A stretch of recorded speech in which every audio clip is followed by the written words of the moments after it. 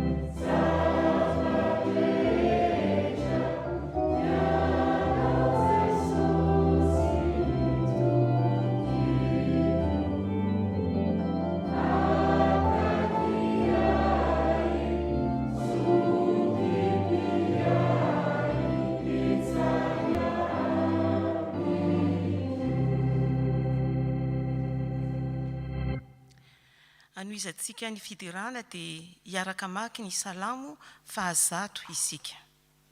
Manomboka amin'ny andimy voalohany ka hatramin'ny andimy fahadimy. Miobe ho an'i Jehovah ary tany rehetra. Manompo ho an'i Jehovah amin'ny fifaliana. Makanesa eo anatrehany amin'ny fihobiana. Aoka ho fantatrareo fa Jehovah no Andriamanitra. Izy no nanao antsika ary azy isika. Dia olony sy ondro fiandriny. Midira eo amin'ny vavadiny amin'ny fisaorana ary eo akianjany amin'ny fiderana. Misaora azy, mankalaza ny anarany, fa tsara Jehovah, mandrakizay ny famindrapony ary miatra amin'ny taranaka faramandimby ny fahamarinany. Ataontsika ny hira voalahatra. Oh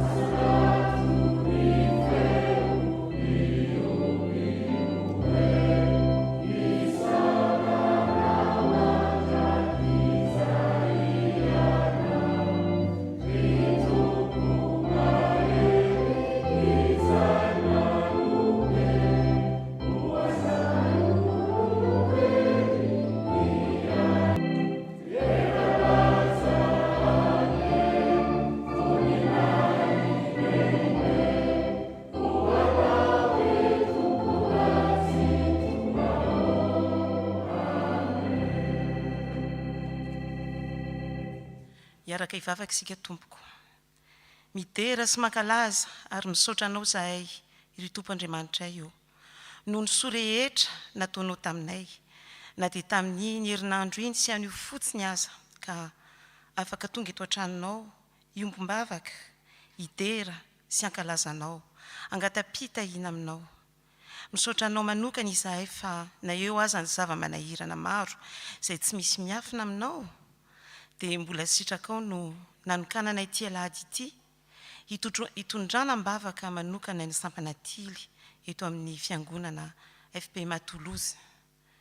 Misaotra anao izay no ny vahoakanao izay miombo-po sy ny fanahy amin'izany, na ny manatrika eto na ireo manaraka amin'ny hainao aman-jery.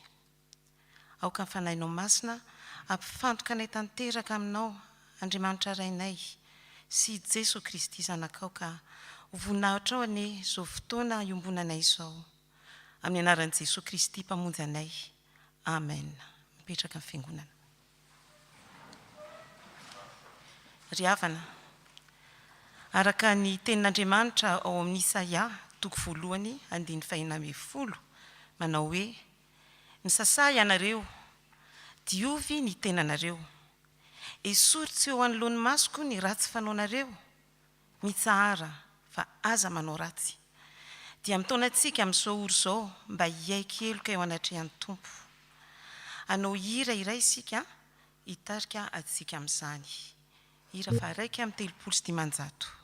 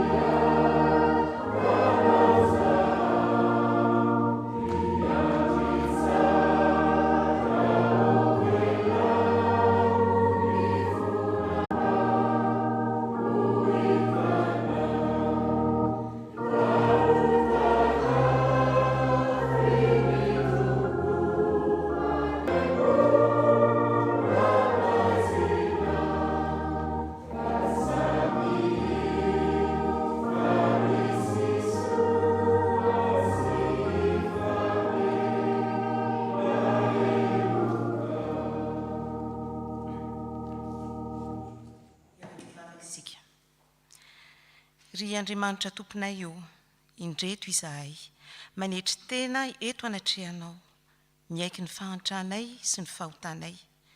Tsy nanome anao ny voninahitra tokony ho anao izahay ary nandika ny lalànao masina. Tsy mahay mikatsaka ny fanjakanao sy ny fahamarinanao mihoatra noho ny zavatra rehetra izahay, sady tsy mahery fo sy tsy maharitra amin'ny fanomponanao. Lavo ny fakapanahy izay ka nanota teo anatrehanao tamin'ny fiteny, tamin'ny fihetsika ary koa tamin'ny fieritreretana. Androany dia fantatray fa tiana vahoana indray ianao, satria tianao izay ary tsy fonao very, ka izany no asainay mifona sy mivalo aminao. Miaraka amin'ny fiangonana. Irainay be famindrapo talao aminao izahay, mamela ny elokay, diovy izahay ho afa-pahotana, sasao izay mba ho afa-keloka, ary afiaozy ny fanahinay mba ho voheloka nompo anao. Fitiavan'i Jesosy Kristy zanakao mpamonjy anay no angatahany aminao. Amen. Sy efajato.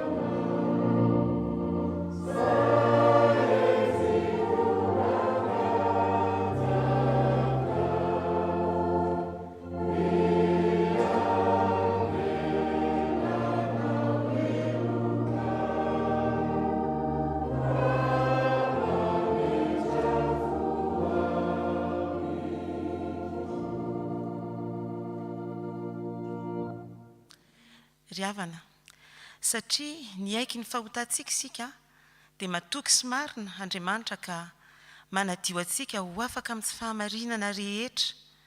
Koa raha mibebaka marina tokoa ianao dia mitsangana ka raiso am-pifaliana sy amin'ny fanantenana ny famelan-keloka omen'ny Tompo antsika. Mitsangana fiangonana.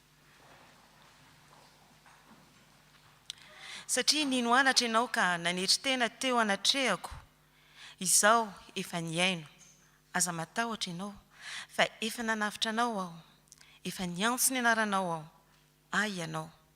Izao dia izao no mamono ny fahadisoanao ary tsy ho tsarovako ny fahotanao. Voavela ny elokareo noho ny anaran'ny Masina. Amen. Hira fa 5 sy 500.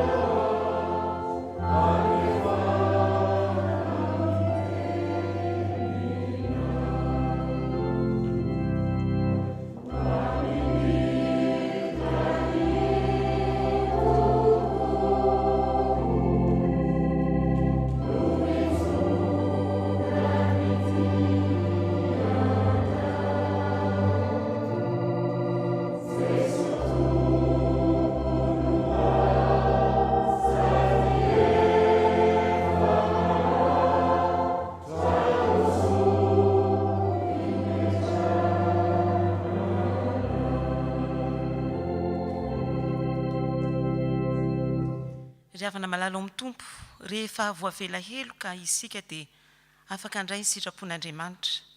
Enoy ampanajana ary izao teny manaraka izao izay manambara ny sitrapon'Andriamanitra ho antsika amin'ity marain'ity. Ny Tompo Andriamantsika dia Tompo iray ihany, koa tiavan'ny Tompo Andriamanitra ao amin'ny fonao rehetra sy ny fanahinao rehetra ary ny sainao rehetra ary ny herinao rehetra. Izany no didy lehibe sady voalohany. Ary ny faharoa dia izao, tiavany namanao tahaka ny tenanao, tsy misy didy hafa lehibe noho ireo. Amen. Voninahitra ho any amin'ny avy indrindra ho an'Andriamanitra. Petraka ny fiangonana.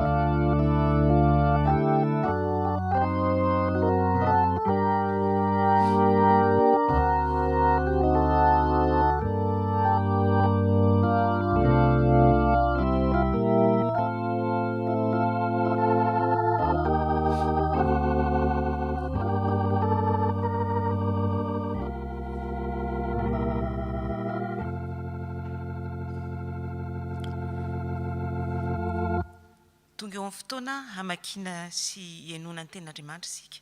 Koa ataontsika ny hira izay efa voalahatra ary ao anatin'izany dia angatahana ireo izay tompony anjara amin'ny vavaka sy vaky-teny hiakatra ety.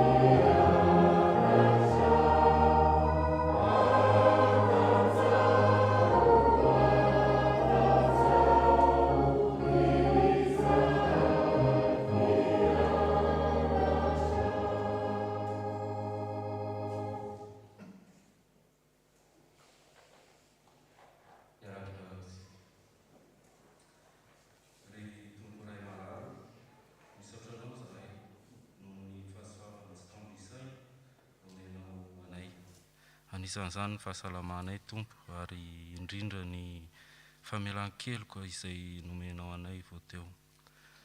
Ankehitriny raha hamaky ny teninao zahay dia mbola mangataka ny fanahy masonao hirotsaka aty anatinay tsirairay avy tompo mba ahafahanay mahatakatra izay tianao ambara aminay ary mba ahafahanay koa miaina izany eo anivon'ny tokantranonay tsirairay avy, ny fiarahamonina ary izany tompo no tianay dia mba ho voninahitra ny anaranao ireriana. Amen.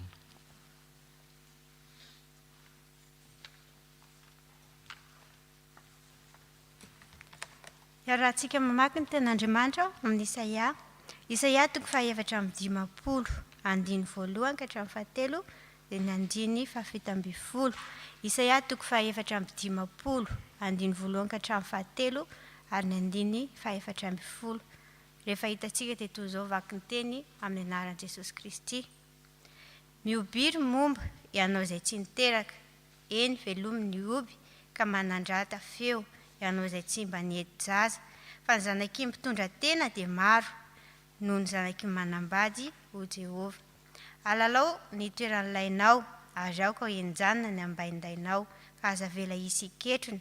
Alavao ny kofeinao, ary aore mafy ny tsy mandainao.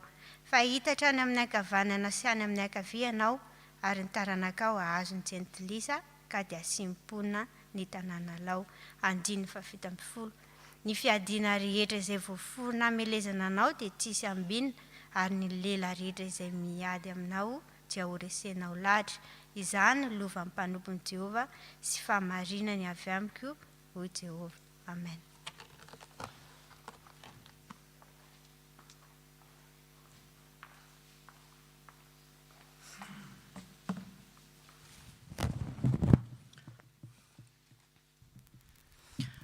Hotoizantsika ny famakiana ao amin'ny Korintiana voalohany, 5:12, andiny 5:10 ka hatramin'ny 7:10. Korintiana voalohany, andiny 5:12, andiny 5:10 ka hatramin'ny 7:10. Amin'ny anaran'i Jesosy. Fa izao no lazaiko rahalahy, ny nofo aman-dratsy mahazo mandova ny fanjakan'Andriamanitra ary ny fahalovana tsy mandova ny tsy fahalovana. Indro zava-miafina no ambarako aminareo, tsy ondimandry avokoa isika rehetra, fa vetivety toy ny indray mpimaso rehefa maneno ny trompeta farany dia ovana isika rehetra, fa ho tsofina ny trompeta ary ny maty hatsangana tsy ho lo intsony ary isika ovana. Fa ity mety lo ity tsy maintsy hitafy ny tsy fahalovana, ary ity mety maty ity tsy maintsy hitafy ny tsy fahafatesana.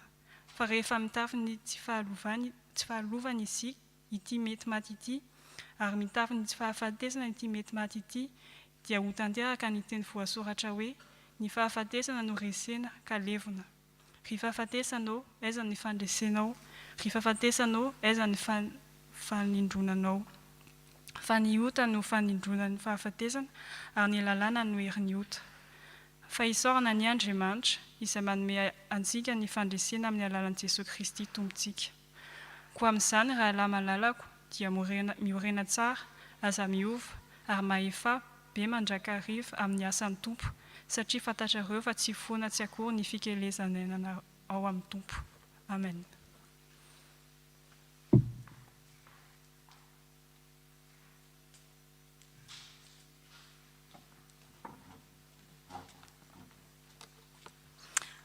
Iara hitsangana ny fiangonana iaraka maki ny filazantsara.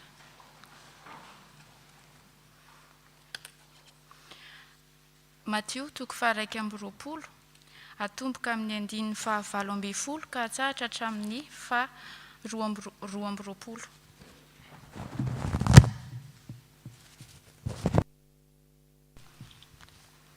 Amin'ny anaran'i Jesosy, ary no niverina maraina ka ny an-tanàna izy dia noana, ary nahita hazo aviavy anankiray teo amoron-dalana izy dia nankeo aminy.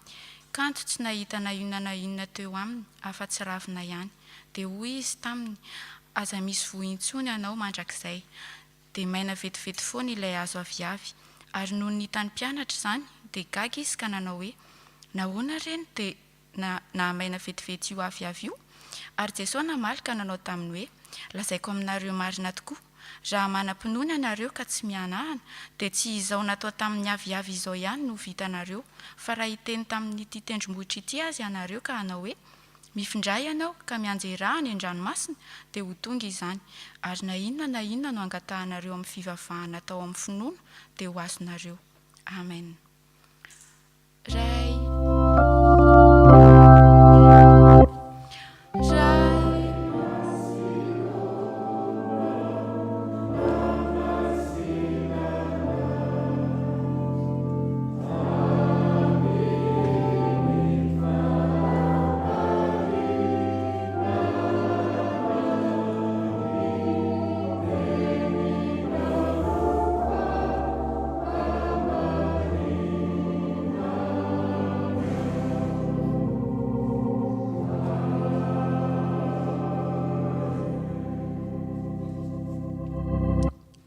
Eo am-pitsanganana ihany dia andeha isika hanambara ny finoantsika.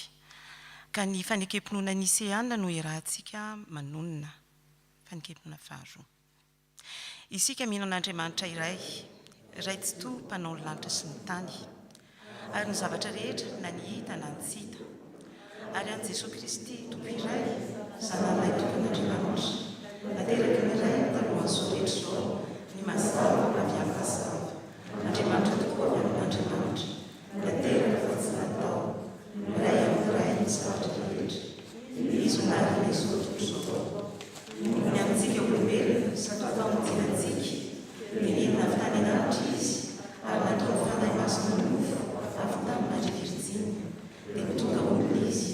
Mbola teo amin'ny azo fijaliany fanampitanantsika tamina napahamby teo andro izy. Nijaly izy ka naleva, nitsangana tamin'ny maty,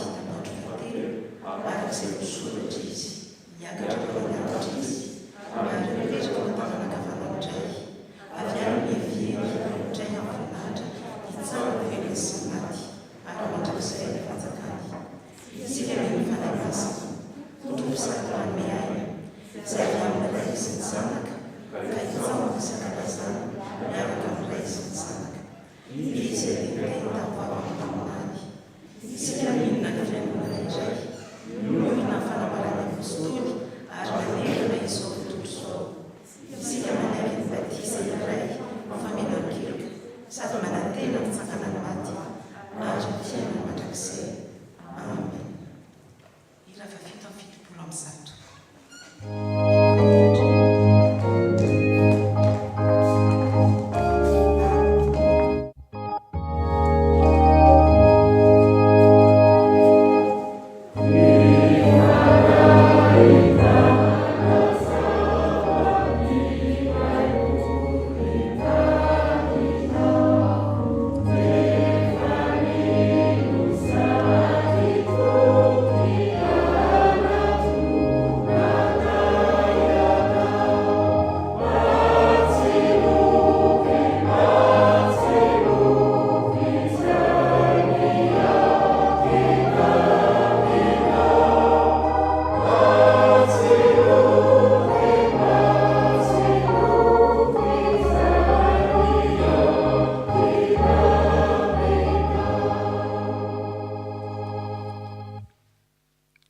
Kristianina say mahery fo ary maharitra amin'ny asa. Izany loha hevitra izay nisontonina tamin'ny lalàna ny fenitily ary izany koa nitondrana ny afatr'Andriamanitra ho antsika amin'ity isataonany tily ity. Ny fanahy masin'Andriamanitra ny hitari-dalana antsika azahoantsika mahatakatra tsara izany lalàna izany ary indrindra mivelona sy mahatanteraka azy ho voninahitr'Andriamanitra. Amen. Petraka isika.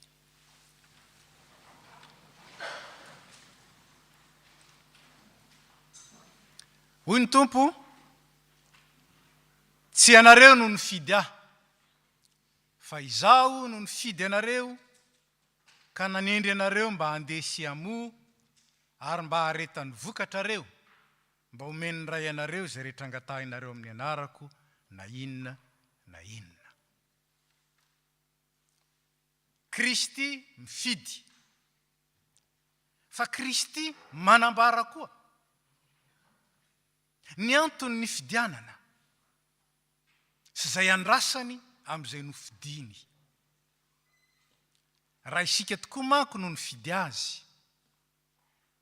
dia ny sitrapontsika izay mahafinaritra antsika, izay mampetipety antsika na ny mpiara-dalana amintsika, izany no nokendrentsika ary izany nety nandrasantsika, fa izy no nifidy antsika. Tamin'ny fikasana izay hatramin'ny voalohany dia ny ahatonga antsika ho vavolombelona eto anivon'izao tontolo izao, ampiseho ny maha izy azy any Kristy eo amin'ny fiainantsika. Ampiseho izy amin'ny olona ivelona ao amintsika ary inontsika. Rehefa natakatra izany Paoly apôstôly dia niteny hoe tsy za ntsony ange nivelona, Kristy nivelona ato anatiko. Tao te hiteny koa Paoly hoe tsy za ntsony ange no miteny, fa tenin'ny Tompo, Kristy no miteny amin'ny alalako. Tsy izaho ntsony ange no miseho hoe, fa Kristy no miseho amin'ny alalako. Tsy za ntsony no mihetsika, fa Kristy no mihetsika amin'ny alalan'ny tenako.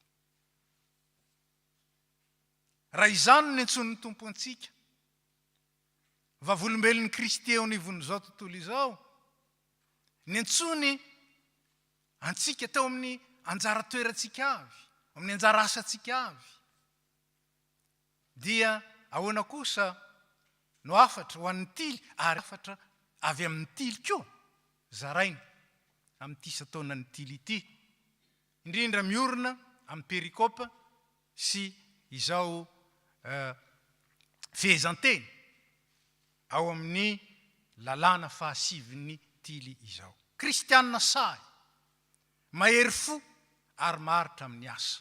Raha tsika tsara zay voalaza hatreto, ny atao hoe kristianina zany dia tsy olona mitondra titra fotsiny,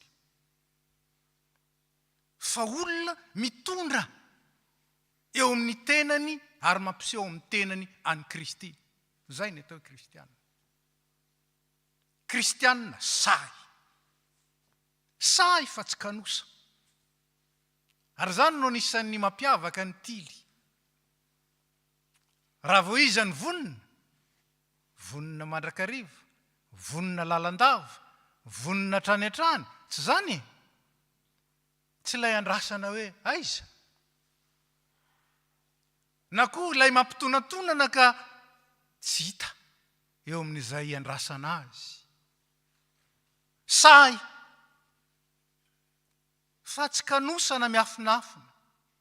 Say, satria nahatsiaro ny fiantsoana. Nantsoina ary mendrika zany. Ary zany lazainy Paoly. Mandehana mendrika ny fiantsoana izay niantsoana anareo. Nantsoina ho tily, vonina. Hatrany hatrany, mandehana arak'izany. Arak'izany, anisan'izay mampiavaka ny tily, dia izy hita. Tsy miafina izy. Ilay fanamiana akory tsy natao hideraderanana, ataoko hoe hisehosehoana, fa atao ahitana reo ny tily. Ary anisan'ny endrika voalohan'ny fahasahina zany miseho. Kanefa tsy misehoseho foana. Ary zany matolo, fa tsy natao hoe tatsy tany amin'ny Pierre Cardin, dia tatsy tany amin'ny Carrefour, dia tatsy tany amin'ny mitsongolongoloka. Mba hiafina ao amin'izany ny mahay anareo manokana. Fa iseho kosa ao amin'ny fiantsoana. Ary zany no anisan'ny toetra iray ny voantso ho an'ny tompo, ny fanetretena. Ny tsy fizahozahoana. Anikana ny anaranareo ary novana. Tsy zany? Ka dia tsy Adelinina intsony. Azonareo na i Francisco intsony. Fa mitondra anaran'ny fiantsoana. Satria ny olona natsoiny tompo tsy mizahozaho. Azonareo moa zany? Betsaka ny kristianina rehefa raha manonona frazy anankefatra izy, efa misy zaho farafakely ny efatra ao anatiny eo. Mizaho izaho. Fa say, fa tsy sasa foana. Miseho, fa tsy misehoseho be. Mitandrina fa sao dia sasa foana. Misy indray manko dia sa dia entin'ny hafanam-po. Entin'ny fihetsem-po. Tsy fahasahiana vokatry ny hafanam-po, na vokatry ny fihetsem-po, fa fahasahiana vokatry ny fahaveloman'ilay say ao anatintsika dia Jesosy Kristy.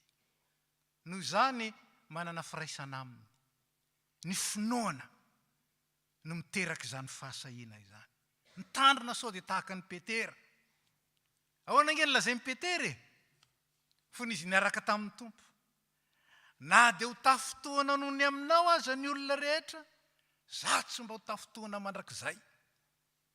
Zany ny tenin'ny Petera. Filokalokana tsisy ohatr' zany a. Ohatran'le mpifankatia reny zany e. Pour toujours. Tsy zany e. Ozintsika malagasy hoe ohatran'ny lamban'akozy, faty ny sarahana. Indraindray nefa tsy maina akory ny ravinanana ho ny fitenenana. Fa nitantaraiko anareo angamba n'ilay vazaha momba ny moty izy. Tara zany tamin'ilay ramatoa, nanao lasopy ramatoa. Tsara ery ny lasopy misy ny volonao. Hafa ny tsirony misy ny volonao, hafa. Noho nefa nandeha teny ny fotoana, volon'iza koa ary tony mitonantonana tsy mahay mipetraka tony. Tsisy ilana azy, tsy azo hoanina tsony ny lasopy. Vokatry ny dilily coco.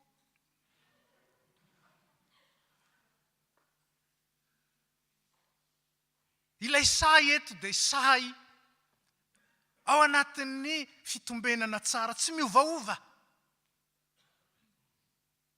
Inona moa no nahatonga ny Petera ho lavo, tsy nahatazona ny filokana nataony, satria fihetsem-po no nanetsika azy. Fihetsem-po, fa tsy finoana. Na dia hiara-maty aminao aza aho izy, tsy mba handahanao tokoa. Mateo 5:5-7.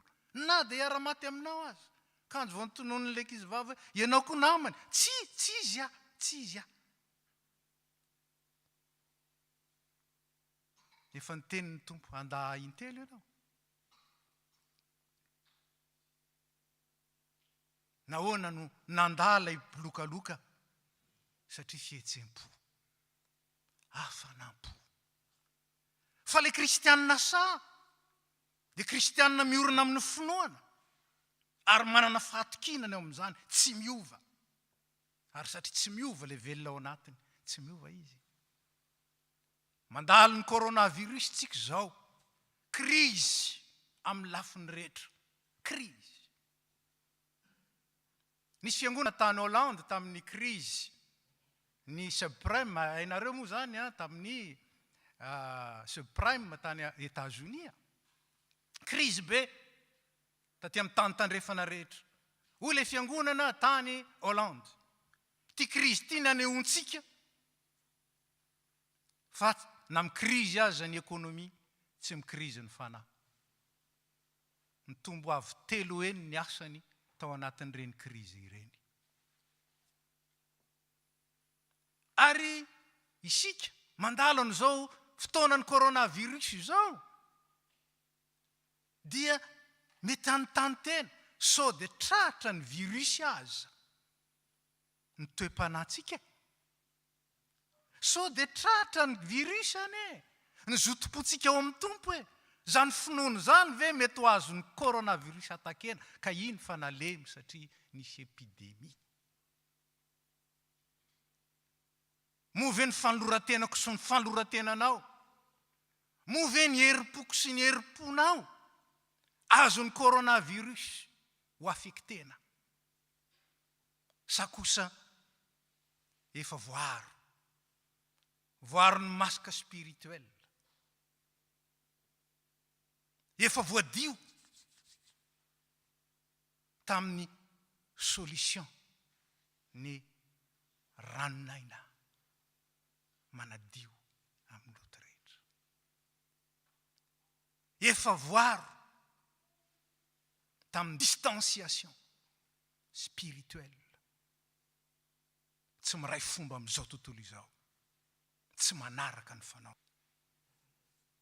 Kristianina sa ina dia amin'ny fotoanany krizy aza ny hoe tsy miimpacte ny fifandraisako amin'ny tompo, tsy miimpacte ny zotom-poko ao an'Andriamanitra ny coronavirus.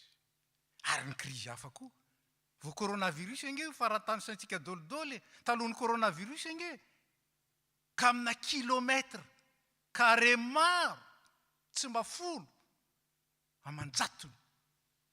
Voalaza fa mitovy superficie amin'ny région parisienne ny ray mahita any Californie.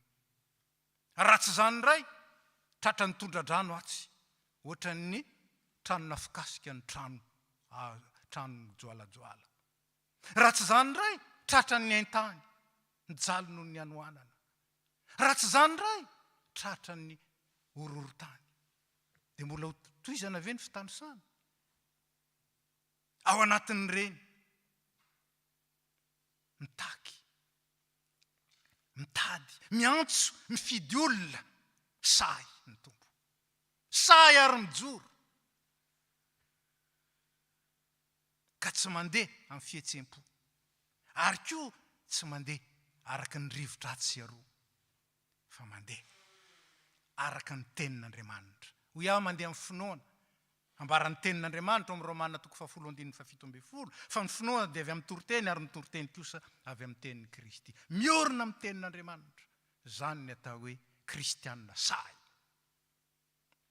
Antsika fa manana tiliko ny zao tontolo zao, atao hoe tily laika. Raha moa teny ihany le izy fa tsy midikany hoe laika inge vahoaka an'Andriamanitra. Ka diso ihany ny filazana hoe tily laika. Ny tily mpiangonana ny tena tiany laika. Atsika fa misy ny laika ny zao tontolo zao, ny tily azafady, misy ny tily ny fiangonana, ny tily ny fiangonana. Say satria Kristy ny velona ao anatiny ary mampijoro azy. Sasa foana fa vonto ny tenin'Andriamanitra. Noho izany ny fitaizana tily dia misy ny fitaizana fikajiana ny tontolo iainana. Sarobidy zany, ahoana ny fifandraisantsika amin'ny zavaboary. Ny fitaizana tily dia ao anatin'ny fanompoana, servisa, vonona mandrakariva. Fa ny fitaizana tily koa dia miorina amin'ny tenin'Andriamanitra. Tsy maintsy mianatra ny tenin'Andriamanitra satria izany loharan'ny finoana. Kristianina say satria vonton'ny tenin'Andriamanitra. Faharoa, kristianina mahery fo. Tsy morakivy, tsy mamoy fo ny hira, tsy mbakivy, tsy mamoy fo. Ny fo lazaina eto dia tsy ilay mitepo ato akory le midobodoboka be rehefa misy mampietsika azy. Fa ilay fo lazaina eto dia ilay farany anatin'ny indrindra amin'ny olona, le lalina indrindra any amin'ny olona. Antsoiny ny mpandinika ny hoe le siège de la volonté ou le siège de la motivation. Io ny fo, ivo ny finiavana. Hanika ny kristianina mahery fo tsy azo toaina. Tsy azo toaina, tsy azo sakanana. Hoy Paoly apôstôly ao amin'ny Filipianina 2:9-7-12. Fa Andriamanitra ny miasa ao anatinareo, na ny fikasana na ny fanaovana, ahatanteraka ny sitrapony, ka ataovy ny zavatra rehetra amin'ny tsy fisalasalana sy ny tsy fimonomonomana. Andriamanitra ny miasa ao anatinareo.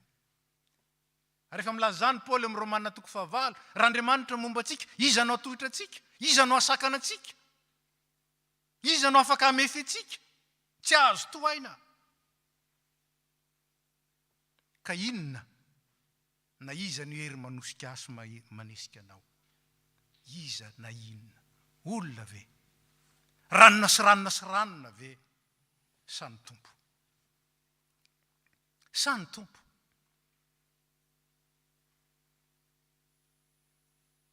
Inona ary inona no manosika anao? Hanohy ny lalana, na hiverin-dalana, na hijanona, iza na inona? Tsy anareo ny fidy aho ny tompo, zany ny fidy anareo. Tsy pastera ny fidy antsika. Na iranona ny fidy an'ny pastera. Zaho no ny fidy anareo ny tompo. Ka ny kristianina mahery fo tsy azo toaina. Tsy azo toaina. Eto amin'izao tontolo izao nahitanareo fahoriana hoy ny tompo. Be dia be nge ny sakany. Be dia be ny sakany. Tsy zany? Indraindray ohatrany tsy hoaraka. Ny fianarana vonjena, ny asa vonjena, ny fianakaviana vonjena, fa nefa ny asa fanompoana koa tsy maintsy atao. Ao anatin'izany ny tily mahery fo. Mahery fo. Ary ahoana no andraisana? Aiza no andraisana zany faherezana izany? Aiza? Ao anaty. Ary Jesosy Kristy rehefa tonga teto amin'izao tontolo izao, nomena anarana izy. Andriamanitra nomena io anarana io. Immanuela, Emmanuel ho isika. Zany hoe ao amintsika Andriamanitra. Ao izy. Ary ao amin'ny fotsika ao izy. Dika nendray mafinaritra ery, tiatsika ery mihira, ao am-poko Jesosy. Fa indraindray mahatehiteny hoe tu parles. Eh oui. Ao Jesosy. Nefa ohatrany tsy ao. Tsondroiny kely ampaingotra inge dia hitanao hoe.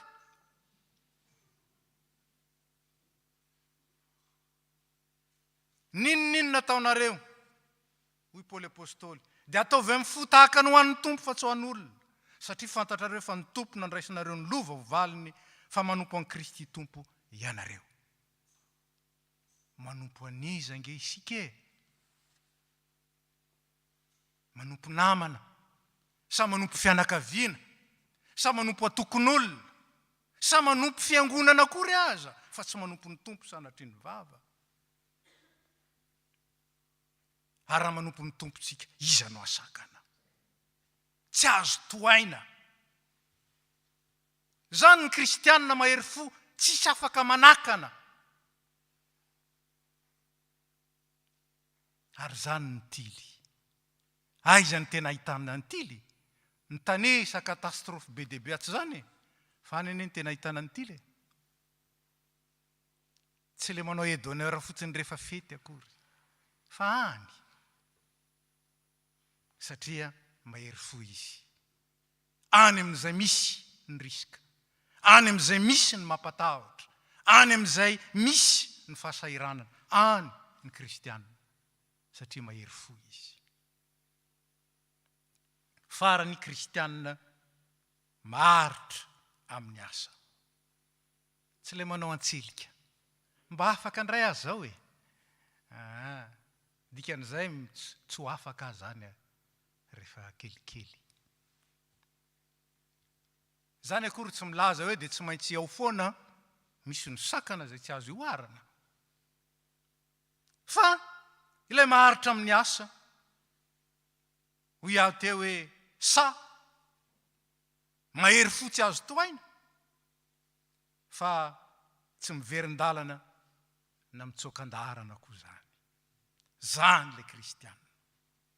Hoy ny Tompo, izay maharitra hatramin'ny farany no vonjena. Indrono ny teny zany amin'ny filazantsara ny Tompo. Izay maharitra hatramin'ny farany no vonjena. Zany no milaza fa tsy ho vitsy akory ny miverin-dalana sy mitsokan-darana. Tsy vitsy. Zao ny fitenin'ny président synodal teo aloha. Un chrétien est soit missionnaire. Quand il n'est pas missionnaire, il est démissionnaire. Zay maharitra hatramin'ny farany no vonjena. Rehefa nampianatra ny Tompo momba ny fanarahana azy, ny fahatokina azy, ny faharetana miaraka aminy, dia hoy zay mipetraka ely aloha. Mamperitreritra Tompo fa rehefa hampianatra izy dia asainy mipetraka daholo ny mpianatra mba hieritreritra ny heviny. Iza moa aminareo raha tanao tilikambo izy, no tsy mipetraka aloha mihevitra zay olany anaovany zany na misy avy tany azy na tsia. Fa ndrao rehefa nanao ny fanorenana izy ka tsy mahavita, dia andatsy azy zay rehetra mahita ka hanao hoe io olona io dia nanomboka nanao trano fa tsy nahavita. Ary iza moa ny mpanjaka raha andeha hiady amin'ny mpanjaka hafa no tsy mipetraka aloha aka-hevitra tsara, na afaka mandresy lay mitondra 2 alina amin'ny 2 alina izy na tsia. Hoe afaka hiady zany à 10 contre 20, 10 000 contre 20 000. Ary isin'le 20 000 ve ny 10 000 anao. Mipetraha aloha mieritreritra. Jesosy izy tsy miteny hoe évalue tsara, tsy zay vonina andeha hatramin'ny farany venao, zay no heviny. Misy foana ny fahasahiranana, misy foana ny fanoherana, ary mila faharetana, mila fiaretana. Anisan'ny defaut-ny kristianina betsaka io ry havana, fiaretana sy faharetana.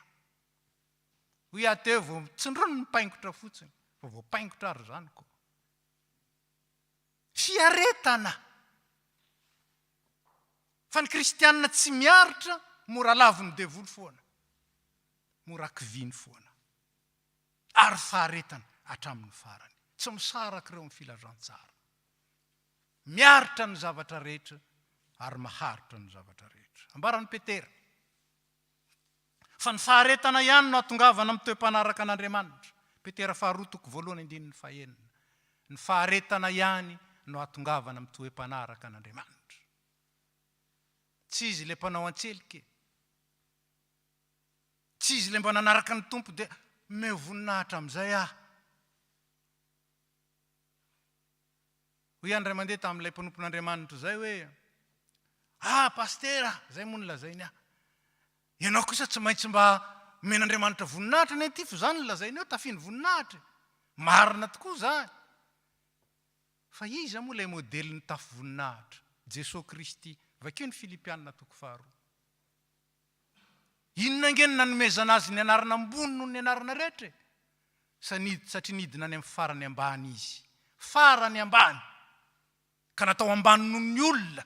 Zany lazany Paoly azy eo amin'ny Filipianina. Nambany noho ny olona nefany tany amin'ny faratampon'ny lanitra. Efa nidina takan'izany ve ianao ka hitaka sady hoe mba omeo amin'izay ny voninahitra. so dia anao ohatran'ilay zanak'adaly. Ka ny olona maharitra amin'ny asa tsara dia olona miaritra, maharitra ary mahay mametraka ny fahalemeny, mahay mametraka ny adiny, mahay mametraka ny fahoriany eo amin'ny tompo. Tsy mahay manasitrana tena isika, fa ilay efa nitondra ny aretintsika ihany, izy ny mitondra ny fahorintsika. Aza tanana ho anao hoe, aza manaiky hitoloky irery, hiaritry irery. Jesosy Kristy, ilay efa niaritra ny zavatra rehetra, nitondra ny fahorintsika sy ny aretintsika rehetra. Meo azy atolory azy, aza entina. Ary rehefa milaza zany Petera, dia manambara ny soratra masina manontolo fa ny toe-panaraka an'Andriamanitra ihany. Io ihany no alalan'ny tompo raha azy sika raha tsy anazy. Tsy hoe nanao an'ity, nanao an'ity. Rehefa itsika ny Matteo 7. Efa nanao zao tamin'ny anaranao zay, mahatehderany zany. Lehibe ne zany, tsisy ohatran'izany. Saingy tsy zany no jeren'ny tompo. Ny toe-po sy ny toe-panahy no jeren'ny tompo. Fantany sika sa tsy fantany. Ry havana, kristianina maharitra hatramin'ny farany, maharitra amin'ny asa. Tsy nilaina akory zany raha mandeha ho azy ny fiainana. Tsy nilaina akory zany raha mandeha ho azy ny fanompoana.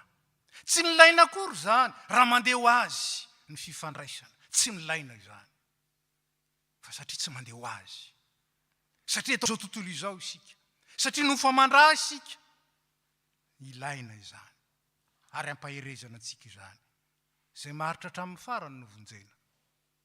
Nefa zao, indro za momba nareo mandrakariva ho ny tompo, ambara-pahatonga ny fahataperany zao tontolo izao. Tsy miaritra irery ianao, ary tsy maharitra irery ianao, fa misy miara-dalana aminao, mitondra ary miara-mitondra aminao ny zavatra rehetra. Kristianina sa mahery fo ary maharitra amin'ny asa. Sambatra ianao tily manana an'izany, fa sambany sika rehetra raha ho mpitily ny tompo manana an'izany daholo. Ka ho sahy fa tsy ho kanosa. Ho sahy fa tsy sahasahafoana. Ary indrindra mahery fo manana finiavana, fa tsy ilay entin'ny fihetsempo fotsiny, ka tsy azo toaina.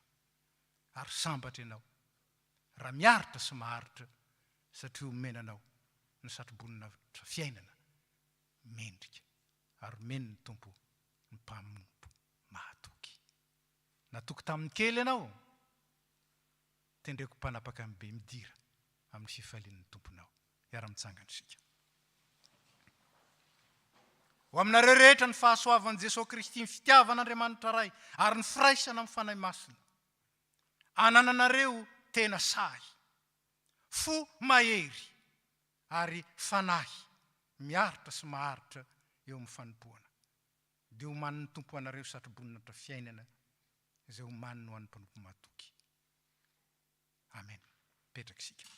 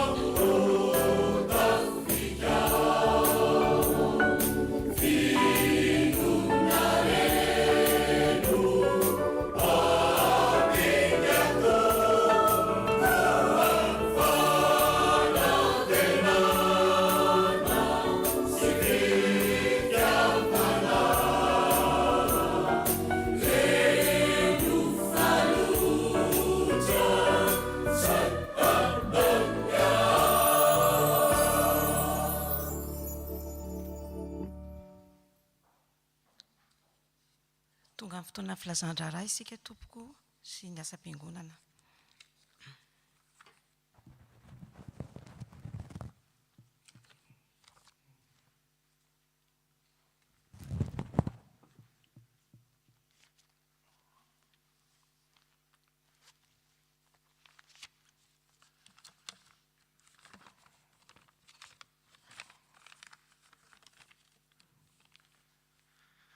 Ny mpitandrina sy ny komite FPMA Toulouse dia faly tokoa miara-bantsika rehetra na isika izay manatrika eto na ianareo rehetra any an-tokantrano amin'ny anaran'i Jesosy Kristy lohan'ny fiangonana sy tompon'ny asa.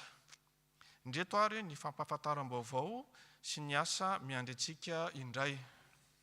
Vaovao ivelany. Isy fametrahana any Andriamatoa Rakotojafy Valontiana, fantatsika anarana hoe Fifi, ho mpitandrina ao amin'ny fiangonana EPUDF ao Manjamea anio hariva amin'ny efatrora ao amin'ny Temple Saint-Jacques. Izy io dia zanaka pelezan'ny fiangonana izay efa diakona sy mpikambana teo amin'ny sampana atoko-pihira sy fifoazana teny aloha ka miombona amin'izany fotoana izany isika amin'ny fitondrana ambavaka. Vaovao nasionaly. Fiofanana SAP KNPL. Efa miverina indray ny fiofanana nasionaly soratra asa-piangonana. Komity nasionaly projet laïque. Isaky ny alarobia hariva amin'ny 7h. Ny modalité de connexion rehetra dia azontsika jerena ao amin'ny roy, ao amin'ny site fpma.church.news. Vaovao tafo. Famangina manjo. Ny famangina ny fianakaviana Rabetrano Isabelle izay namoy ny vadiny dia ho tanterahana ny alahady 17 oktobra heriny anio. Sampana tily. Ho fanohanana ny asan'ny sampana dia manao antso avy izahay fanangona izay fonareo amin'ny alalan'ny valopy na opération pièce rouge, pièce jaune. Izay teram-panahy andray anjara dia afaka mifandray na manatitra izany any amin'ny braon'ny sampana na ireo mpiandraikitra mandritry ny volana oktobra. Mankasitraka indrindra tanana vy ony braon'ny sampana Noro Andrianatoandro Filoha. Sampana fifoajana. Miaraba ampifalianantsika sy ny ankonantsika. Misy ny fotoam-pifoajana ny zoma 19 oktobra amin'ny 7h eto amin'ny Vieux Temple. Noho ny Covid-19 dia marina fa fampompivavahana sy fitondrana mavaka no atao fa tsy misy ny asa sy fampahirezana. Ny fiadanan'ny tompo ho amintsika ny braon'ny sampana. Trano fiangonana. Ho fanomezana na tonom-bola tiantsika atao ho fanohanana ny projet trano fiangonana dia arotsaka ao amin'ny sous-compte trano fiangonana ka sy ny libellé trano sy ny anarana ny fandoavam-bola atao.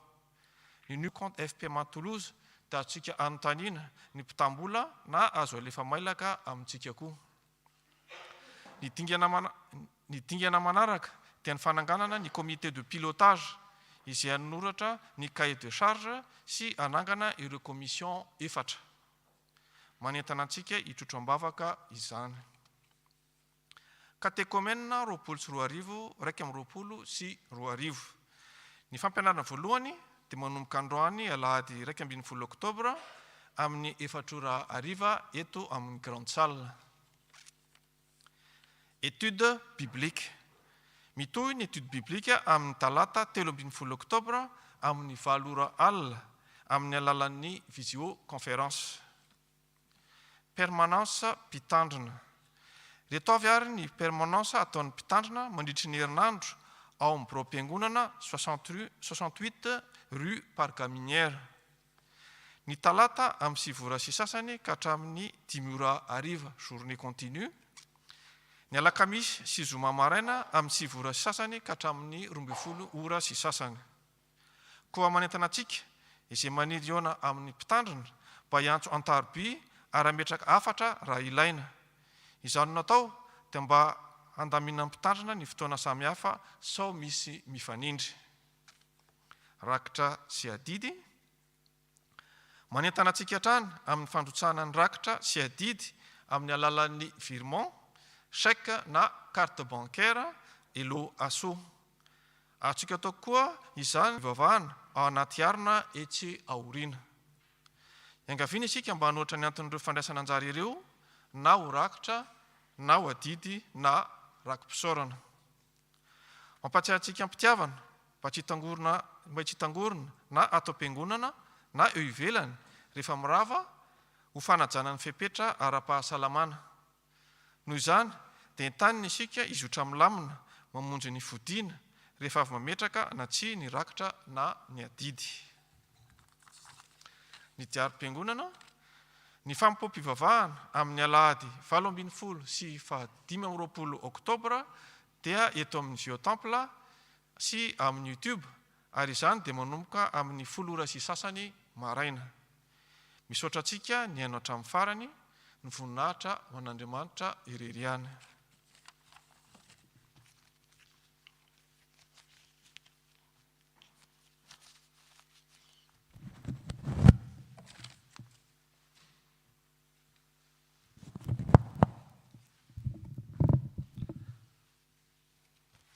Dia mbola faly miarabantsika rehetra amin'ny anaran'ny Tompo iavana. Misy fampahalalam-baovao kely ampitaina amintsika izay mikasika ny fisoratana anarana amin'ny fiangonana isaky ny alahady. Rehefa avy nivory ny komity zany dia manana izao vaovao izao zaraina amintsika momba ny fisoratana anarana. Entanintsika rehetra isoratra anarana tsy salasala rehefa alefa zany ny roy mikasika izany. Manomboka izao, manomboka amin'ny alahady manaraka dia tsy ho faranana, tsy ho akatona ny fisoratana anarana raha ohatra tratra zany le quota. Ny ato amin'ny Vieux Temple zao dia 9 tsika no afaka miangona. Ka rehefa tratra zay isa zay dia tsy mikatona akory ny roy fa mbola afaka misoratra anarana antsika mba hisiny ny atao hoe liste d'attente, satria nandray mety misy koa no ny antony manokana dia tsy afaka tampoka. Fa ny tena antony anankiray anaovana izay dia mba ahafahantsika arak'izay atao mifandimby tonga miangona, fa indraindray mety mitovy foana ilay olona tonga ao am-piangonana ary misy olona tsy afaka misoratra anarana mihitsy noho ny fandaminana teo aloha. Zava-dehibe tamin'ny fitondram-piangonana no manentana antsika rehetra tsy salasala ho tonga atao am-piangonana arak'izay azo atao. Ka izay no nampatonga izay fandaminana vaovao izay zany. Ka raha ohatra zany ohatra hoe amin'ny lahady manaraka izao raha ohatra misy 20 misoratra anarana dia ny 90 voalohany tonga dia raisina, fa ny 30 izay tsy tafiditra dia entanina mba ho tonga amin'ny alahady manaraka. Ohatrohatr'izay zany ilay fandaminana ho aroso. Mbola fanandramana ilay izy jerena hoe ahoana ny fomba ny fahazotoantsika misoratra anarana, satria io no tena ahitana hoe betsaka ve ny mamaly an'ilay antso sa tsy dia tena misy loatra le liste d'attente moa zany. Zay zany tena fanirian'ny komity mba tiana ho fantatra, ary hoentsika ambavaka zany mba ahasoany tsirairay avy mazava ho azy. Manarak'izay koa, ao anatin'ny fanahiny fanentanana antsika ho tonga miangona ihany koa dia nanapaka ny komity fa manomboka amin'ny alahady fandraisana amin'ny volana novambra, zany hoe amin'ny 2 novambra ho avy izao, dia asiana fidirana roa eto am-piangonana. Ny voalohany dia amin'ny 2 ora tolakandro ary ny faharoa dia amin'ny 4 ora tolakandro. Ny antony nandrosoana izay hevitra izay koa dia mazava ho azy fa tiana mba ho betsaka no afaka miangona, indrindra koa andro fandraisana fanansan'ny Tompo, ary eny amin'ny Temple du Saint dia ngezangeza koa ny fiangonana izay mazaka 530 amin'ny fepetra mbola miatra hatramin'izao. Ka dia ho andramana koa jerena asitsika fidirana roa eto am-piangonana ary manentana antsika sahady. Rehefa alefa zany ny fisoratana anarana dia misy roy anankiroa. Ny voalohany amin'ny 2 ary ny faharoa amin'ny 4. Dia anjarantsika ny tonga dia misafidy hoe za amin'ny 2, za amin'ny 4, fa ny irina dia ho feno le 530 na amin'ny 2 tolakandro na amin'ny 4 tolakandro. dia tenin'Andriamanitra amarana izany dia manao hoe Hebreo 10:5 manao hoe aza mahafoy ny fiarantsika miangona tahaka ny fanaony sasany fa mifananara kosa mainka satria hitanareo fa miatombotra ny andro. Amen.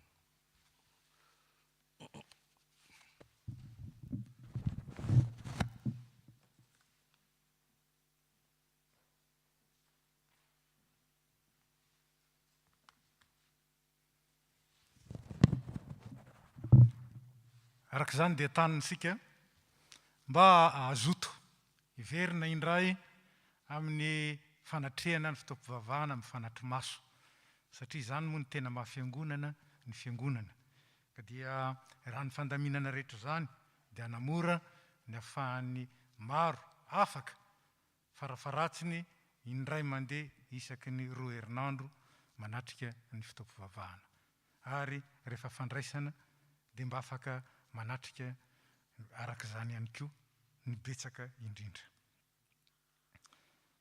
Fanaontsika ny miaraba ireo vahiny izay mandalo na koa voatonga ka dia mangataka antsika izay ao anatin'izany na voatonga na mandalo mba hitsangana arabaina amin'ny anaran'ny fiangonana ary tsofin-drano amin'ny anaran'ny tompontsika. Dia faly izay miaraba anareo tonga soa eto amin'ny tanànan'ny Toulouse fa indrindra eto amin'ny fiangonana FPMA Toulouse. Fifaliana lehibe ho anay ny fanatrehanareo ary fampaherezana lehibe ho anay tamin'ny ahafahanareo niombona taminay teto fa indrindra hitanay fa avy hatrany ianareo dia mandray andraikitra tena tily ka dia mitsodrano anareo izay ilay Andriamanitra ny fahasoavana izay nitatana anareo tonga soa teto izy ny mbola hiantoka anareo amin'ny zavatra rehetra, hiaro anareo amin'ny ratsy, hanambona anareo amin'ny atao ary indrindra hampahery anareo amin'ny fanompoana, fampahery anareo indrindra koa eo amin'ny fiainana. Malala izay irinareo izy ane androtsaka izany malalaka ary tsarovy fa ny toeranareo eto amin'ny FPMA Toulouse dia toerana izay azahoanareo mitombo hatrany hatrany ka dia isy tompo naniraka anareo eto ane hatanteraka izany fitomboana izany indrindra amin'izao fanompoanareo izao dia misaotra indrindra tompoko. Mahazo mipetraka nareo.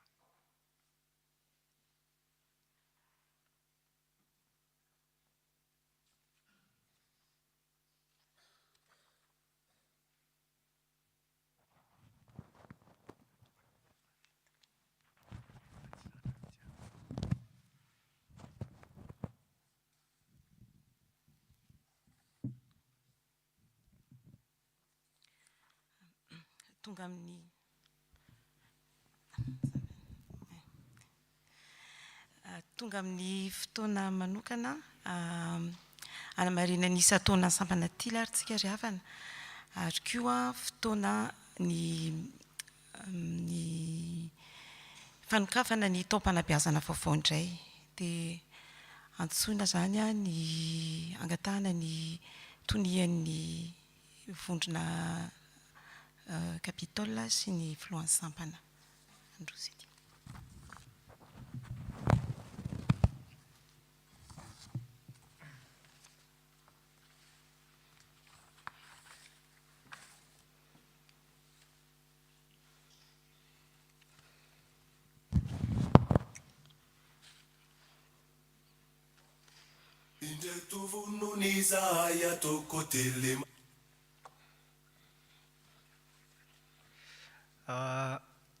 Amin'ny fanokafana ny taom-panabeazana moa izany dia mangataka antsika skoto rehetra na izay efa nandalo skoto na tsy ao anatin'ny sampana aza izany amin'izao mba hitsangana amin'ny hira fanokafana amin'ny fomba skoto.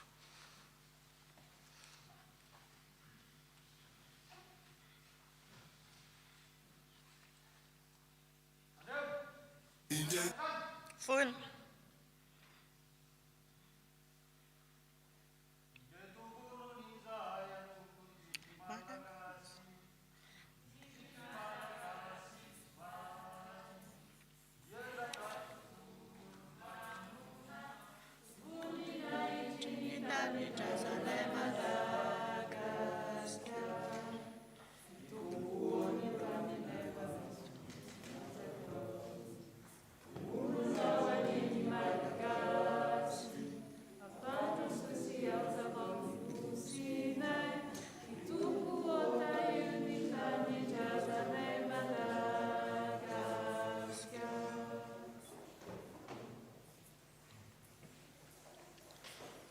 Ry havana,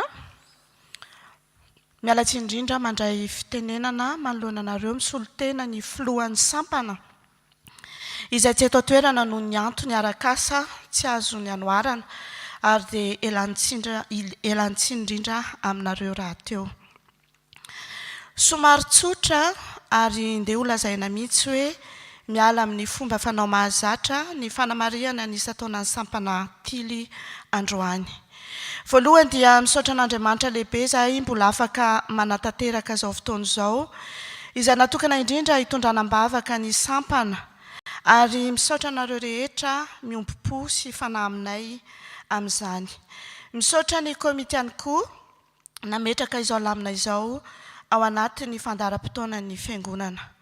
Omaly dia nikasa nanatanteraka vokatra ho an'ny fiangonana ny sampana tily ary izany dia mifototra tamin'ny lohahevitra androany izay efa notorian'ny mpitandrina teo kanefa moa noho ny voina nanjo ny avantsika tany Nice dia voatery nanatrika ny fandevenana tany pasteur dia tsy vita arak'izany ny fiofanana fa kasaina tao amin'ny andro avy izany ary mananteny izahay fa ho maro ianareo no oliana amin'izany rehefa tonga ny fotoanany. Ry havana, nandalo sedra ny sampana tily teto amin'ny fiangonantsika tamin'ny herintaona ka tsy afaka nahatanteraka aktivité intsony izahay noho ny tsy fisian'ny mpiandraikitra indrindrindra ny tony mpanabe tarika ny fivondronana.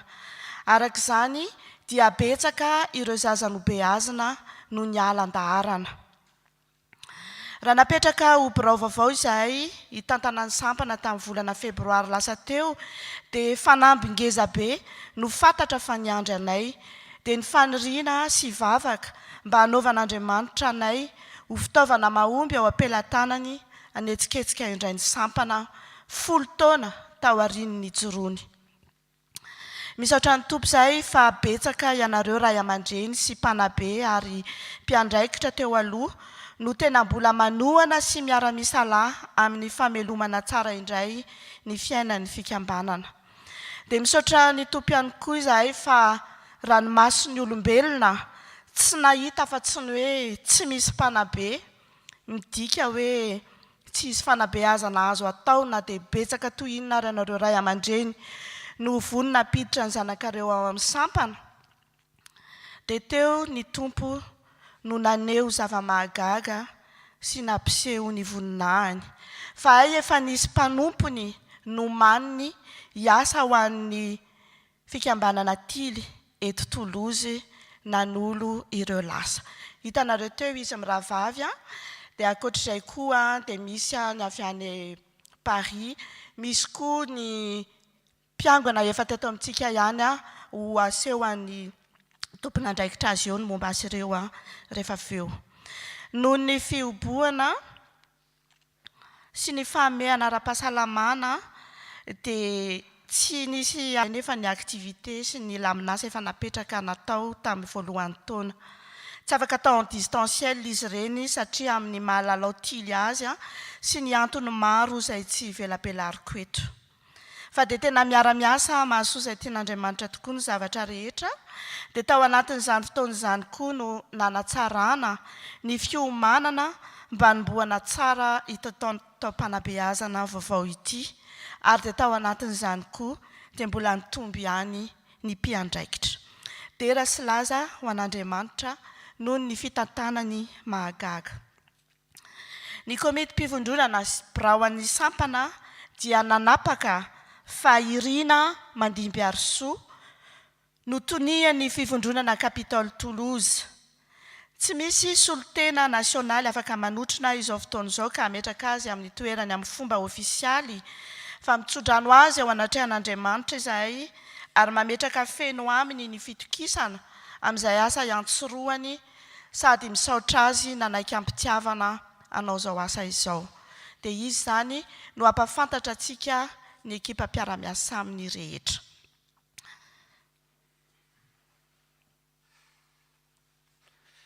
Ao amin'ny ekipa ny mpiandraikitra zany dia misy ny sampana anankitelo ao amin'ity, ny mavo, ny maitso ary ny mena. Ka ho atsoko eto zany ny mpiandraikitra ny sampana mavo na ireo chef-taine zany dia ao i chef ten Mano mandroso afaka mandroso teo aloha se chef ten Mano zany a dia ao koa i chef ten Fezoro. Izy ireo zany no mpiandraikitra ny sampana mavo na ny zaza 7 taona hatramin'ny 12 taona. Dia ny manaraka avy eo amin'ny sampana maitso na ny tily maitso dia chef ten Ioly, dia manampy azao chef ten Gaël na fantatra amin'ny solonanarana hoe Serovo Mirindra. Ireo izy ireo indray zany no mpiandraikitra ny tily maitso na ny sampana maitso a, ny ankizy 12 taona ka hatramin'ny 19 taona. Dia ny sampana mena Siafo Iadza, olona mandeha irery aloha zany hatreto vao mitady namana. Miandraikitra ny ankizy 19 taona ka hatramin'ny 19 taona.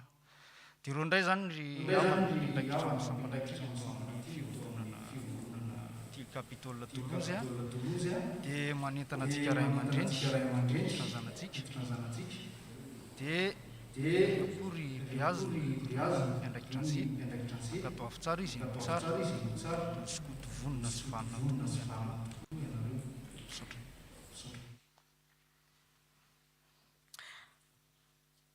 hitanareo fa tsy misy ankizy vorolanina ohatra ny isa taona satria eo ny tsy afaka misoratra anarana amin'ny fanompom-pivavahana sy ny antony hafa, fa eo koa ny antony anankiray hoe mbola vao amboarina tanteraka ireo sampana 3 mavo, maitso, mena miaraka amin'ireo mpiandraikitra vaovao ireo zany. Ary satria koa misy satranainy dia misy koa ny ankizy vaovao dia mbola amboarina tanteraka zany ireo sampana 3 ireo. Araka izany dia manao antso avy izahay aminareo ray aman-dreny handrisika ny zanakareo amin'ny fanabeazana skoto.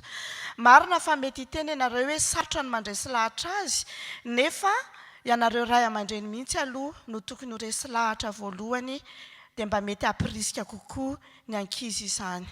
Tsy ho be resaka ntsony aho fa misy romaninay ho anareo ao tsy ho alefa daholo izy rehetra fa hozaraina aminareo manaraka ihany ny roy YouTube satria lava ihany ilay izy. Fa manantena izahay fa hiantefa amintsika ny afatra ka handresy lahatra antsika fa tena tsy fantiantoka ny fitazana tily fa mifameno amin'ny sekoly alahady sy ny fitazana efa atao any amin'ny ankohonana sy any am-pianarana any amin'ny fiarahamonina amin'ny aktivite hafa. Koa manantena ny fandraisanareo mavidrika anay rehefa tonga iny izahay miantso anareo an-taribia na manasa ny zanakareo mba hanao aktivite miaraka aminay na dia indray mandeha fotsiny aza mba hahafahany manapa-kevitra.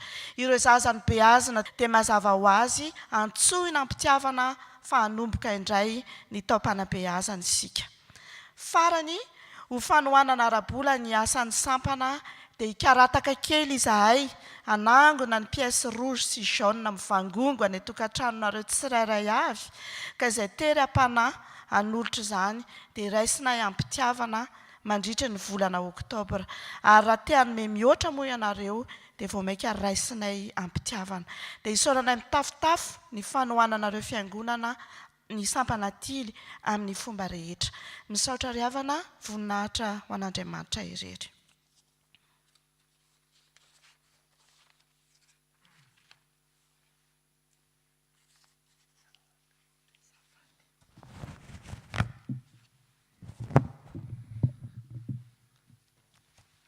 Teny avy amin'ny fiangonana dia faly miarabany sampana tily ny fiangonana manontolo na izay manatrika eto na izay any tokantrano. Mahatratra izao isa taona natokana ho anareo izao. Isa taona hafa kely koa noho ny zavatra efa fantatsika, nefa tsy nanakana anareo zany hijoro, hijoro ary hanolo-tena ho an'ny tompo voalohany indrindra ary tarika koa ireo ray aman-dreny mba hampiditra ny zanany amin'ny sampana tily. Etsika ambavaka mba ho betsaka isika ray aman-dreny no ampirisika ny zanantsika hiditra amin'ny sampana tily satria fitaizana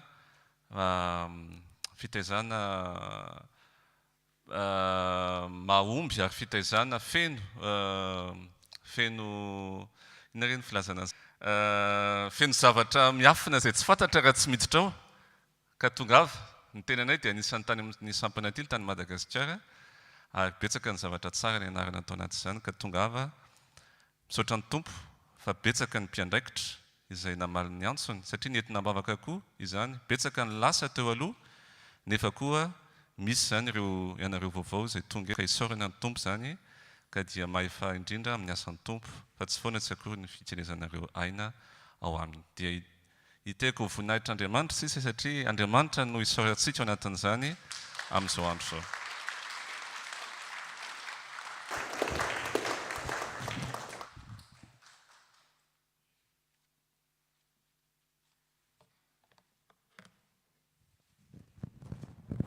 Ny anjarako dia mitrotro ambavaka ny sampana tily kanefa misy teny kely ihany.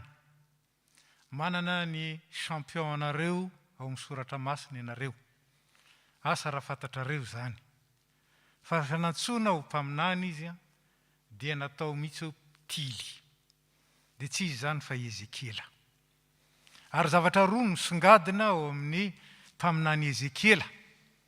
Ny voalohany dia nanatitanterany ny mahazava-dehibe an'izany hoe fiandrasana zany, fikarakarana, fikolokoloana, fitsaboana, fitadiavana ary ataonareo zany. Fa ny faharoa dia Ezekela no nomen'Andriamanitra ny fahitana ny amin'ny tempolo vaovao. Amin'izao fotoana izao dia manana fikasana ny fiangonana mba hananana trano fiangonana vaovao. Ary dia manontany teny eto aho hoe sao dia nareo ny tily ny tena hitarika anay eo amin'izany ao amin'ny fahavononanareo, amin'ny fahasahianareo ary indrindra amin'ny faharetanareo. Ka dia mampirisika anareo amin'izany miaraka amin'ny champion anareo Ezekela mpaminany le modely. Hivavaka isika. Tompo misaotra anao izay ny amin'ny fitondranao ny fiangonana. Fa fitondrana endry, mitaiza sy mampianatra ianao manko.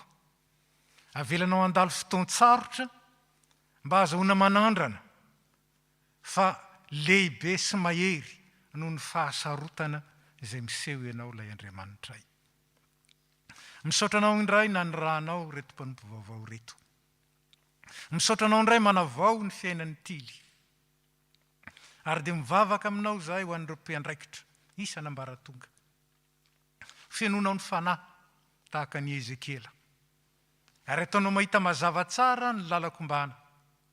Ataonao mahita mazava tsara ny andraikitra izay andrasanao. Dia tanay ambavaka aminao tompo, ny tony vaovao.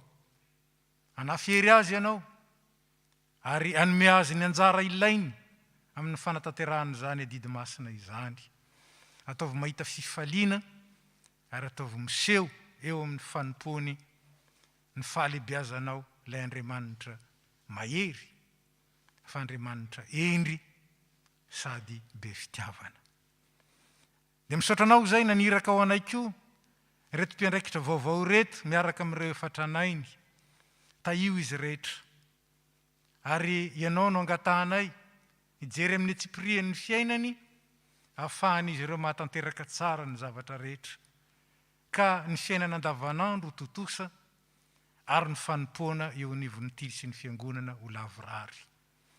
Tsisy afa-tsy ianao ihany ny mahay manatanteraka izany ary mahatanteraka izany amin'izy ireo apetraka feno am-pelatananao zany. Dia tahiako ny fiangonana nametrahanao azy ireo mba hita ny ambaindainy ny fahatsaranao ao anatin'ny fanompoana tanterahan'ny sampana tily. Dia haifanoana ny tily ho andry ny fiangonana ary ny fiangonana ho andry ny tily. Ary ianao Jesosy Kristy ilay andry ny fiangonana manontolo andrinay, ianao no mbola angatahanay ampirotsaka isan'andro ny fahasoavanao ho amin'ny sampana tily, ho an'ny fiangonana manontolo ary ho an'ny tompon'andraikitra tsirairay sy ireo ankizy izay antsoinao ho tezaina eo anivon'izany. Dia anao nidera ny aja ny voninahitra, ao koa anay rehetra kosa ny faherezana sy ny fahatanterahana satria Andriamanitra ny fahatanterahana ianao. Dia amin'ny ratsoan'i Kristy. Amen.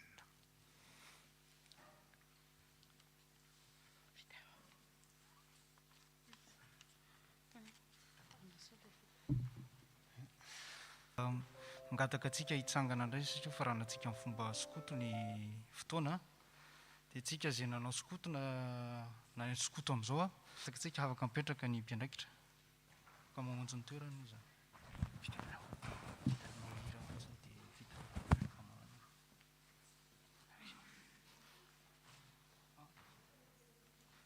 Ay mbola misy le vidéo ka io moa ka zafady indrindra.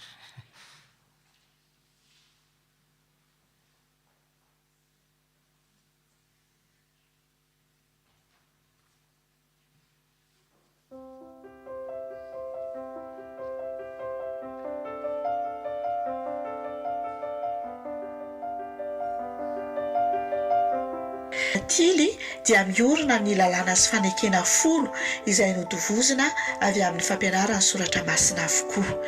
Teboka vitsivitsy amin'izy ireny ihany ary lafy ny fiainana tily izay mampivoatra ny mahasafanom-pona azy no tiana zaraina amin'izao fankalazana ny isa-taonan'ny sampana tily izao eto amin'ny fiangonana FPMA Toulouse sahana ny taom-panabeazana 2024 raika amby 2024 ho an'ny fivondronana Capitole Toulouse. Satria ny sampana tily dia sampana mitaiza amin'ny fanompona dia ampianarina ho tompon'andraikitry ny tenany, tompon'andraikitry ny hafa ary tompon'andraikitra manoloana an'Andriamanitra ny zaza-beazana. Arak'izany dia voaofana anompo ny tily ka tsy mahagaga raha lasa tompon'andraikitra eo amin'ny fiarahamonina sy ny fiangonana izy rehefa lehibe. Manao asa soa sy fiantrana, vonina anasoa ny hafa ny sokoty, lalàna tily 3. Tsy mandaa fa rehefa irahana na voantso dia mandeha am-pifaliana. Miezaka manao asa soa ray isan'andro. Hoy ny tenin'Andriamanitra ao amin'ny Hebreo 7:12-19: aza manadino anao soa sy hiantra fa fanatitra toy izany no sitrak'Andriamanitra. Mijoro vavolombelona ny atsaran'ny asan'Andriamanitra sady manaja ny tontolo iainana sy ny zavaboary koa ny tily ary dia miezaka mikoro azy fatratra toy ny nandrasan'Andriamanitra tamin'ny Adama tao Edena.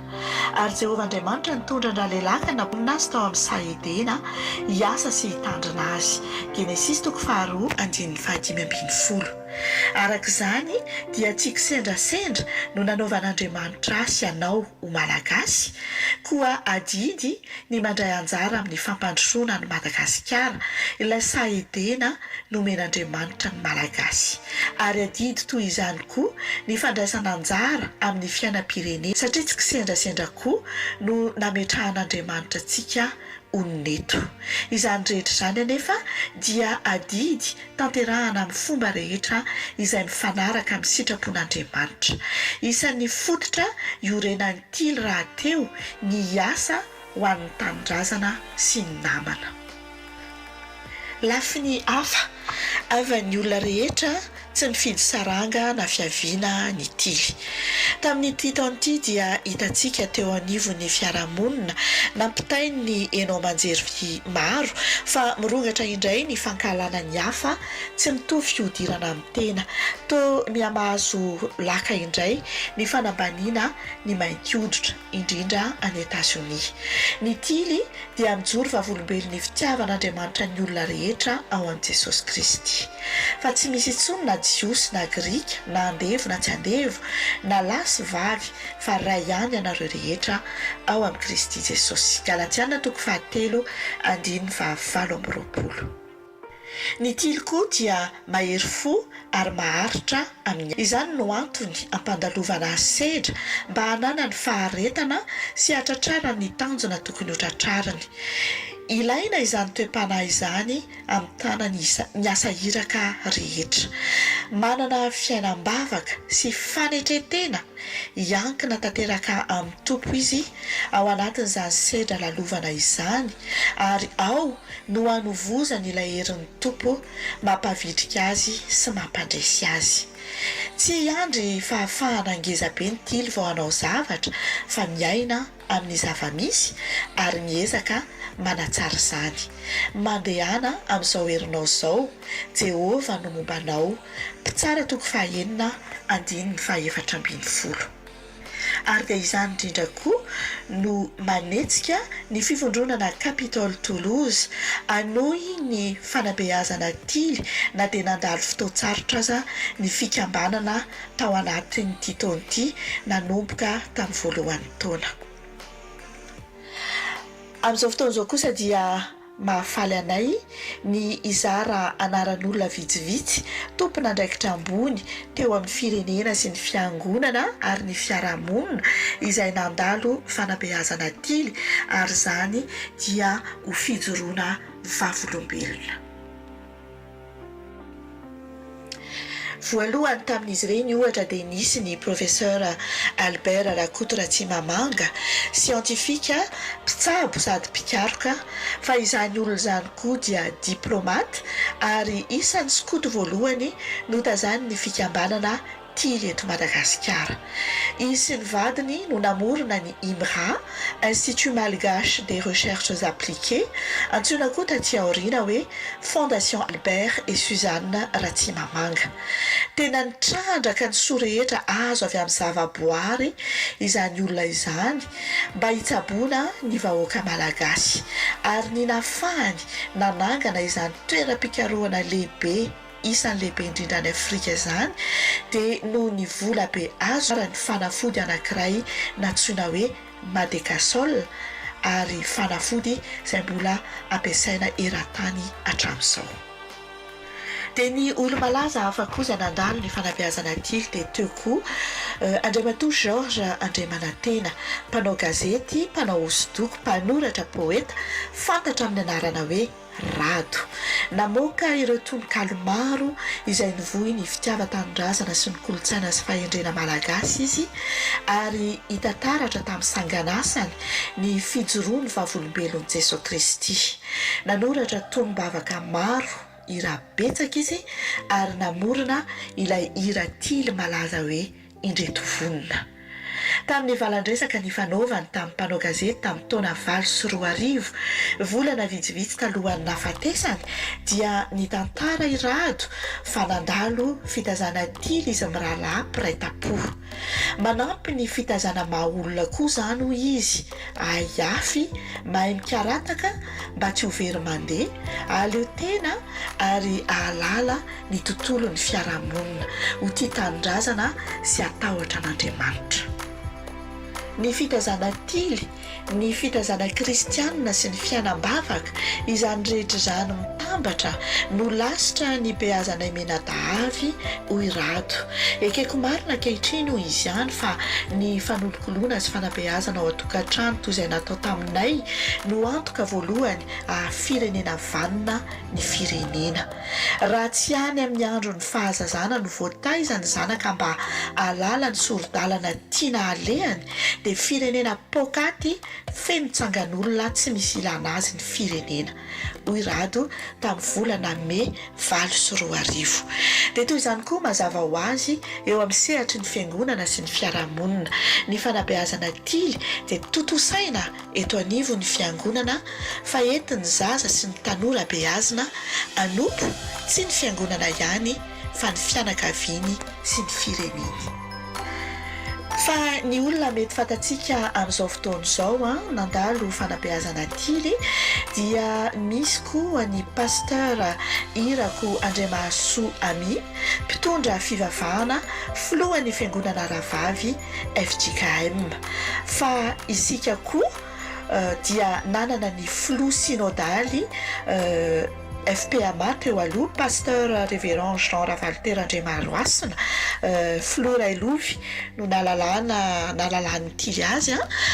Izy koa zany dia nandalo fanabeazana tily ary dia nampivelatra be izany fitazana zany nandritra ny nitondrany ny FPMA.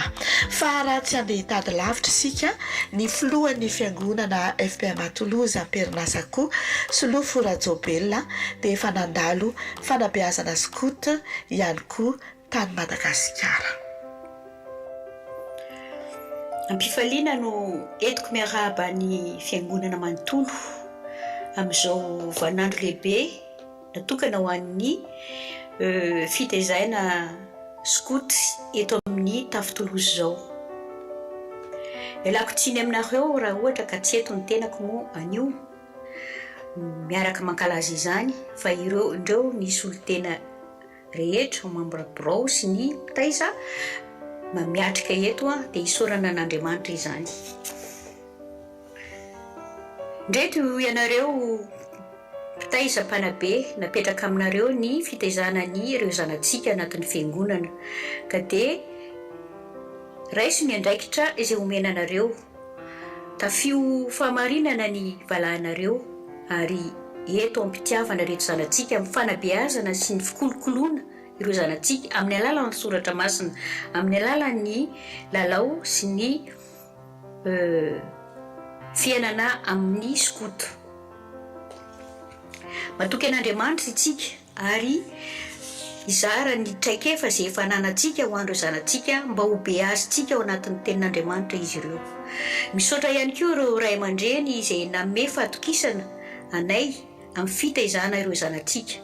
Nefa tsy ho vitanay samy rery izany fitaizana izany raha tsy eo koa ianareo ray aman-dreny miara-misalahy aminay sady tongotra miara-mamindry isika ary soroka miara-milanja amin'izany adidy lehibe amin'ny fitaizana ny zanantsika izany. Faranako amin'ny epistily ho an'ny epistily toko fahenina andininy fahafolo mivaky toy izao: fa Andriamanitra tsy mba marina anadino ny asanareo sy ny fitiavana izay asehonareo ho voninahitry ny anarany raha manompo ny olona masina ianareo sady mbola manompo ihany. Dia isaorana izay rehetra ataontsika fa ho voninahitra an'Andriamanitra iray ihany. Isaotra tompoko.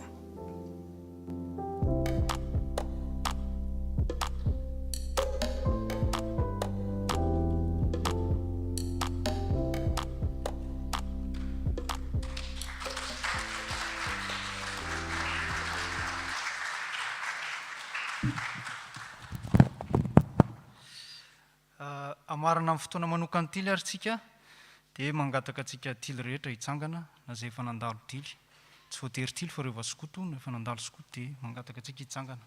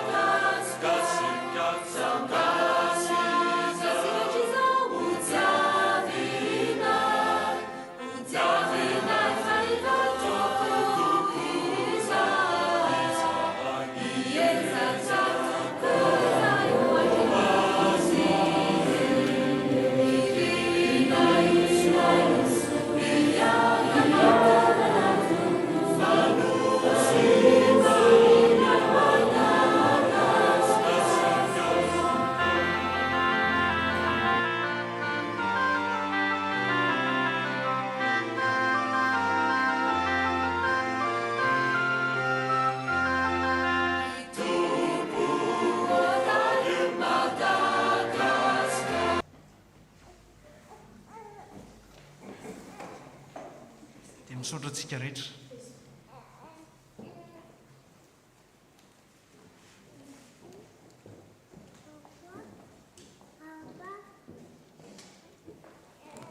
Mbola hiaraka hivavaka isika. Ry Andriamanitra rainay eo, misaotra anao zahay ny amin'ny teninao, misaotra ny amin'ny mpanomponao izay nitondra ny hafatra. Misaotra no ny fitiavanao anay sy ny fahasoavanao. Ankehitriny dia mitondra mbavaka manokana ho an'ny titopy tezaina skoto vaovao ity zahay.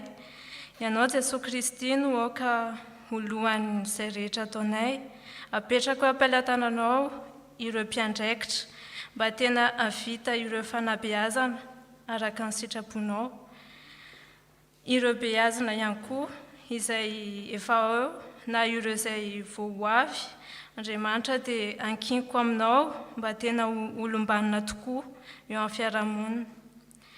Vavaka ihany koa izahay ho an'ireo komity, ho an'ireo ray aman-dreny sy ireo mpanohana rehetra mba aoka ny fanainao masina no hitarika azy ireo. Dia Andriamanitra izay rehetra ataonay amin'ity toam-pitaizana ity, dia engane izany ataonay ho anao voalohany indrindra, ary fantatray Jesosy fa tsy foana tsy akory ny fikelezana iaina satria asanao izany.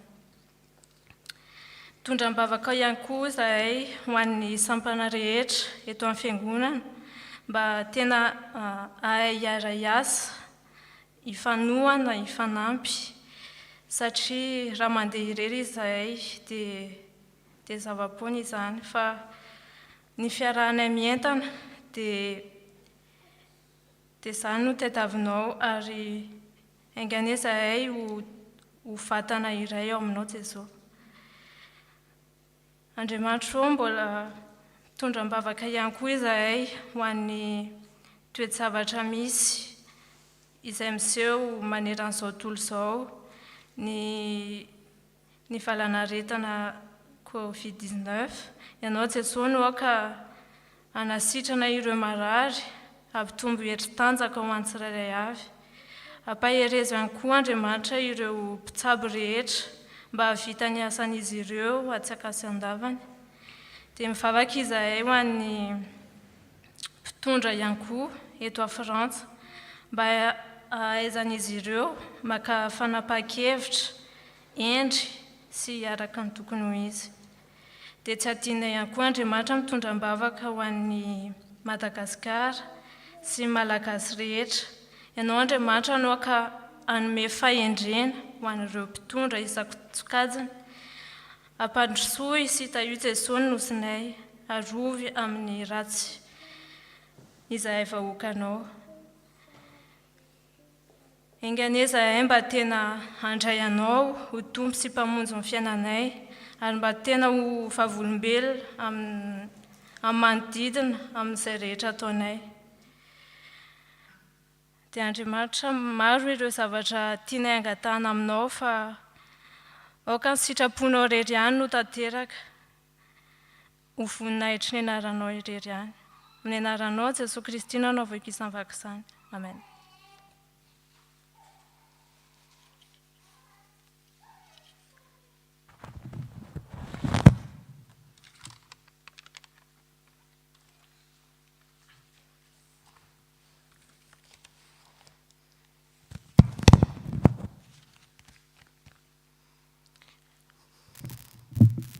Iraka nona mivavaka napika.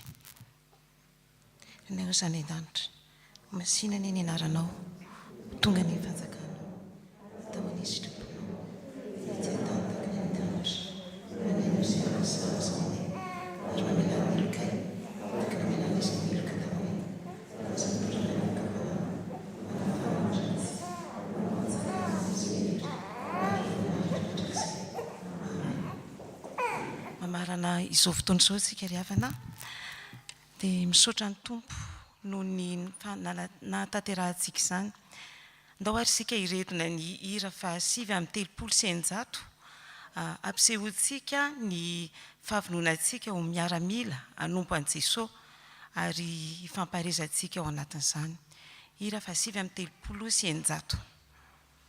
Amen.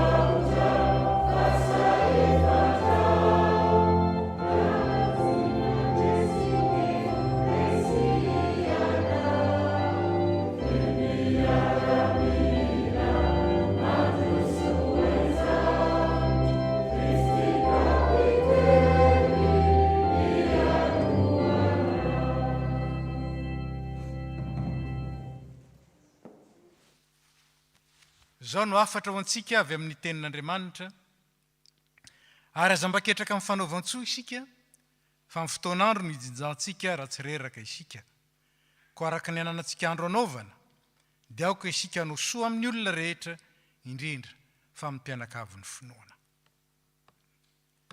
ary Andriamanitra ny fiadanana ny hamasina anareo samy ho tanteraka ka arovana avokoa ny fanahinareo sy nenareo ary ny tenanareo ho tanteraka ka tsy anatsiny amin'ny fiavian'i Jesosy Kristy tompontsika. Amen.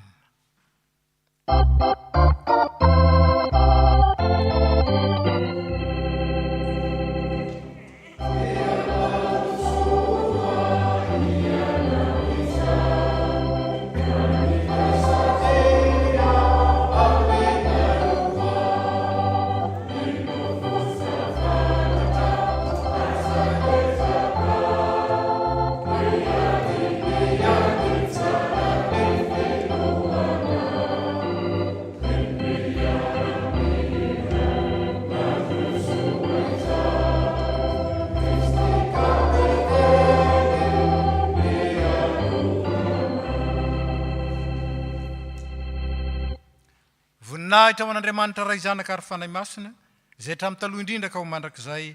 Amen. Mandehana ny fiadanana ka manompony Tompo.